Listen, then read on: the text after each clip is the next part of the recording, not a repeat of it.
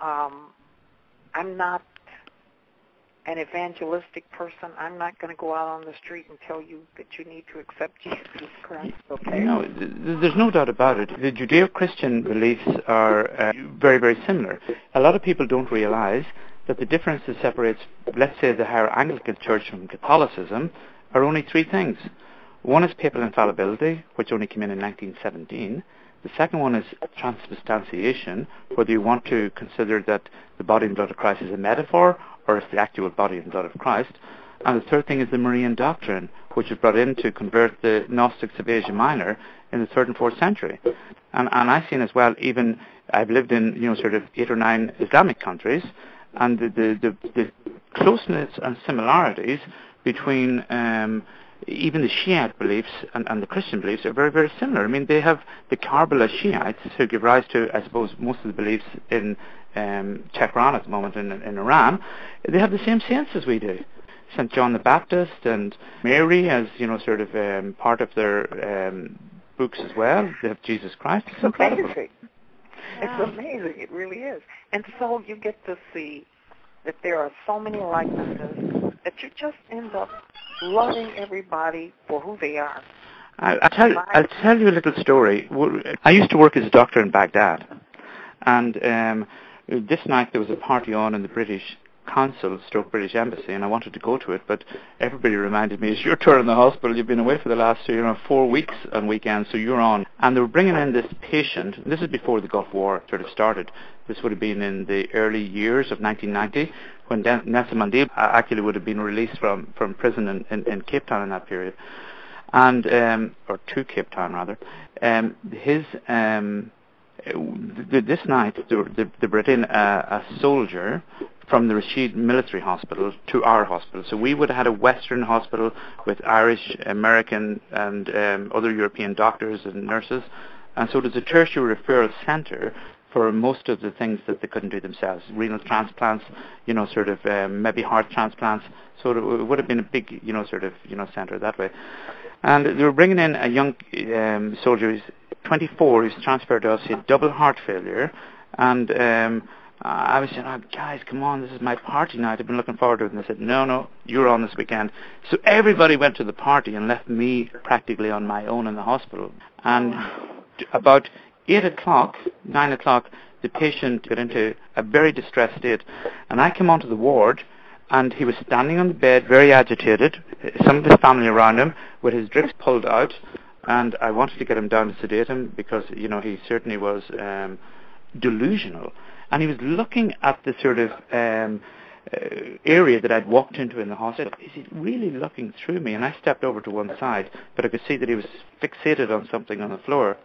And Maria, one of the girls who was translating, said, Patrick, he believes that St. John, I think it was St. John the Baptist, actually. No, it was St. John, was one of our, sort of saints as well, is there, and he's telling them if he doesn't get out of the hospital, he'll die at 8 o'clock in the morning. And the most incredible thing was he was absolutely fixated, and his mother was there in a sort of black dishasher chadron, and they wanted him to leave as well. I eventually got him sedated, and he lay down. But then all these people started arriving outside the hospital.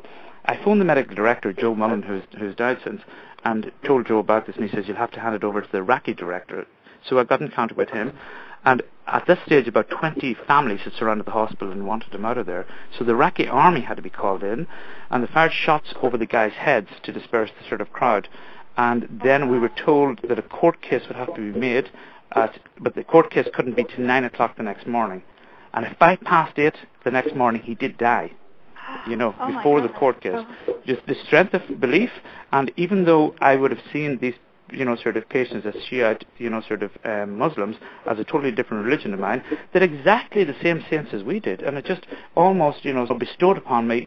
We all really have the same sort of beliefs here in terms, as you said, of monotheist faith. And the interesting thing is that the family that were around him never criticized. It's almost like they knew that it would happen, like this here. They took his body, they rolled it up in a carpet, they went outside, 3 of them, they put it on the roof of a taxi, they tied it in one of those orange and white taxis that you see in, you know, sort of the pictures of Baghdad where, you know, people are blown up, and they drove away with it. And that was the end I ever heard of him, the patient, the family, because they normally have to be buried before, you know, sort of sunset, and they probably had to go, you know, to dreadful. Dreadful, really. Yeah, you know, but it's incredible, really. Yeah. Is that something that people do, just roll the body up in a coffin? I've seen that before, yes. People are actually quite poor, and they may have to travel maybe 300 miles back up to Mersin, Suleimani, up close to Kurdistan, and the bodies have to be buried on sort of sunset on that day. So, yes, there was no coffin or anything like that. I did see that on a couple of occasions, that patients would be rolled up in carpets and taken away on the roof of the car. Mm-hmm. Oh. But you could almost see the belief, whether he was delusional or whether he's seen somebody, I don't know, but when you see that sort of, you know, apparition type thing in our beliefs and in their beliefs, going back to the same saints, it was, you know, sort of, I suppose, a little bit unsettling in some ways. Sure. Wow. Isn't it because the Jewish faith also, they have to bury people before sundown, don't they? I think so, yes. Okay. Well, I suppose we're all of a Jewish faith at heart. You know, there's no doubt about that. And Christianity would have been a subsect, and then, of course, you know, sort of many centuries later, you know, the Islamic beliefs as well. So certainly, in terms of the older testaments, we would have. You've only to look up Wikipedia and look up the Judeo-Christian beliefs, and you can see we've almost picked which books to run with and which books not to. You know, so there's a commonality of books in the Old Testament that are shared across all the religions.